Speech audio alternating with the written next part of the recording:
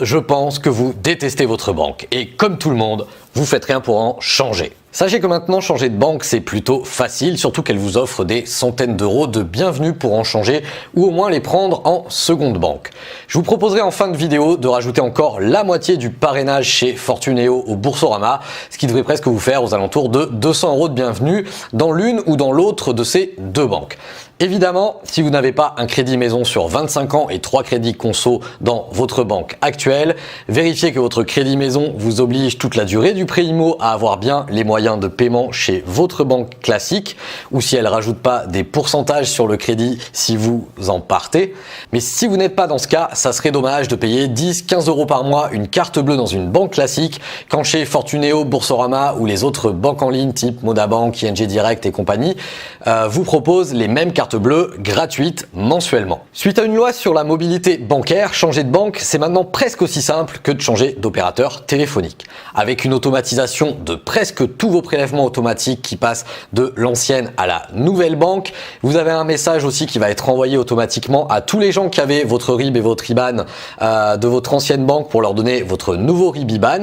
Bon, le problème c'est que tous les gens vous appellent pour savoir si c'est pas un mail de phishing, mais pour une fois c'est un vrai mail.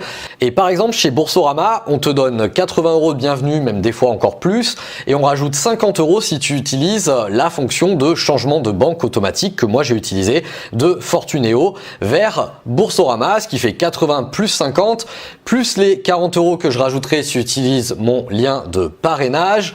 Avoue que ça doit suffire à te motiver de mettre ton nom prénom dans un formulaire et de scanner 2 papiers administratifs, bien évidemment en respectant les conditions d'accès à cette banque. Il faut gagner le minimum d'argent ou alors placer suffisamment d'argent sur ces banques en ligne. Alors moi, ça fait bien longtemps que je me suis enfui des banques classiques aux horaires dignes de la Poste, avec un stagiaire de 3e au guichet d'accueil qui te dit d'appeler le 0800, un mec en costard dans un bureau qui te donne rendez-vous dans 2 mois pour te conseiller des placements suivant la petite feuille de pourcentage de commission qu'il a eu le lundi matin. Et puis honnêtement, s'il y connaissait quelque chose dans le placement financier, il aurait juste mis une centaine d'euros dans le Bitcoin il y a 5 ans pour être millionnaire en 2017 sans se faire un petit 8h-18h en 2019 dans une agence physique qui a à peu près le même avenir que les vidéoclubs. Bref, j'étais chez Fortuneo, je sais même plus pour quelle raison je me suis dirigé vers celle-là à l'époque quand je me suis dirigé vers les banques en ligne. Le service client a plutôt toujours bien répondu, il y a eu un souci une fois avec un virement réglé sans trop de problèmes le lendemain par Twitter. En revanche, l'interface est clairement vieillotte et la seule amélioration depuis des années, ça a été en gros le changement de police. L'ajout d'un IBAN en 24h, 48h, ça me rendait fou, donc clairement j'ai filé chez Boursorama pour changer de banque. Je suis plus à une carte bleue près étant donné que j'ai déjà la N26, la Revolut ou la Wirex et je vous invite à aller voir les vidéos pour ces banques 3.0. Ça présente donc ces cartes bleues de ces néobanques qui ont vraiment de quoi faire passer les banques à mamie, genre Caisse d'épargne ou Banque Postale pour la génération fax et magnétoscope.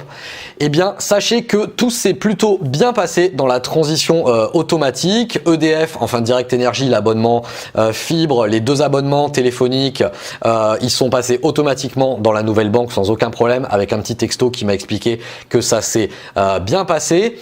Il est resté à faire donc PayPal pour la connexion avec la carte bleue, les petits abonnements genre le livre audio chez Audible d'Amazon et puis ton salaire. Donc là, il faut prévenir ton employeur et puis donner ton nouvel IBAN de ta nouvelle banque parce que ça, moi en tout cas, ça s'est pas fait automatiquement. Pour les impôts et tout ça, il n'y a pas eu de problème non plus. Tout ça, ça s'est fait absolument automatiquement. Donc, la résiliation de l'ancienne banque par contre ne se fait pas automatiquement comme dans une portabilité de téléphonie mobile ou d'une assurance voiture. Il faudra être bien sûr qu'il n'y ait plus aucun prélèvement important se faisant sur l'ancienne banque pour attaquer les démarches de résiliation totale de ton ancienne banque.